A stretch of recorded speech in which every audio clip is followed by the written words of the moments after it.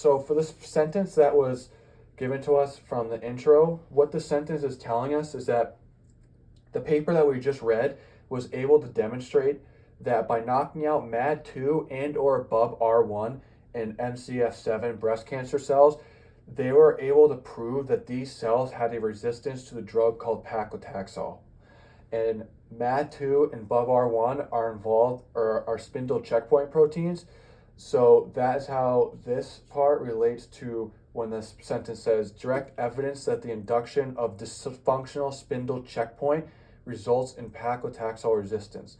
So by knocking out these, you caused a dysfunction in the spindle checkpoint, and that also resulted in a paclitaxel resistance. Now, the second part of this question was how can we demonstrate a decrease in MAD2 and or above R1 in the MCF7 breast cancer cells? Well, the first thing you could do is siRNA.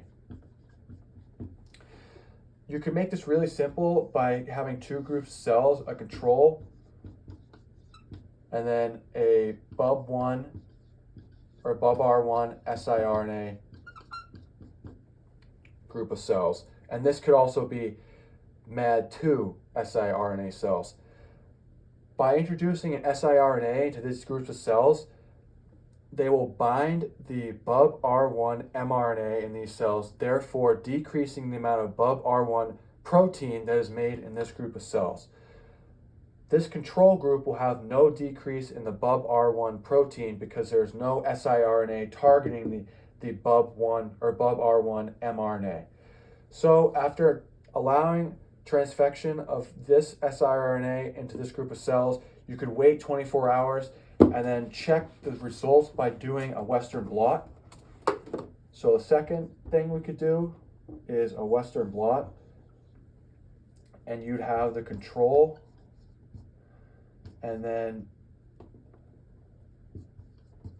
BUB-R1 siRNA cells. And to really make this simple, you could just check the amount of BUB-R1 protein. But if you really want to make sure, you could do a control as well. But what we'd expect here is a lighter band on the Western blot, because in a Western blot, antibodies will be made to bind the target protein of interest, and the target protein of interest in this case is the BUB-R1 protein. And if we had an RNA, siRNA that was decreasing the amount of mRNA in these cells, you would expect a decreasing amount of BUB-R1 protein. So therefore, you'd see a lighter band indicating less protein in these cells. So that would be a way that you could demonstrate a decrease in the siRNA of either one of these checkpoint proteins. Now, the last question is, if we were to draw an image of the cell cycle of what, so let's say, we knocked out BUB-R1 in a group of cells, what would the cell cycle look like for that group of cells in comparison to the control?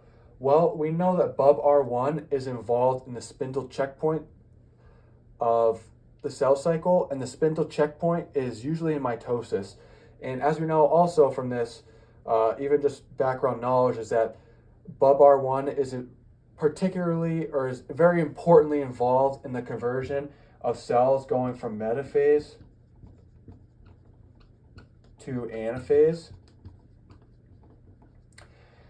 And what spindles do is, these little dots are spindles, is when the chromosomes align at the middle plate or the metaphase plate, so these are all these chromosomes, the spindles are able to pull these chromosomes correctly in opposite directions in order to prepare the cell to properly divide. However, if these spindles are not working correctly, or let's say knocking out BUB-R1 causes a premature movement from metaphase to anaphase, and anaphase is when the chromosomes are pulled away. If there's a premature movement from metaphase to anaphase as a result of knocking out BUB-R1, you'd most likely see issues such as aneuploidy or chromosomes not being properly segregated to either side of the cell. And when that happens, there will be improper cell division, and that will lead to, you know, a certain number, you know, maybe this, when these two cells eventually start winding off at the end of mitosis, maybe this cell over here is like 25 chromosomes and this cell over here is like 21.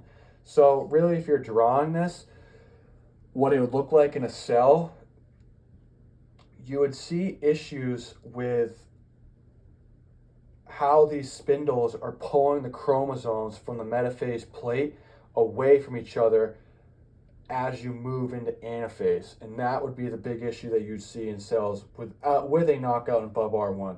Now, in normal cells, you would expect that these spindles are properly pulling the chromosomes away. So maybe if we were to draw that, you wouldn't see 25 and 21 chromosomes in the two duplicated cells or replicated cells. You'd probably just see, you know, 23 chromosomes and 23 here, because as I said, those spindle checkpoints are properly pulling the chromosomes away and there's going to be no aneuploidy.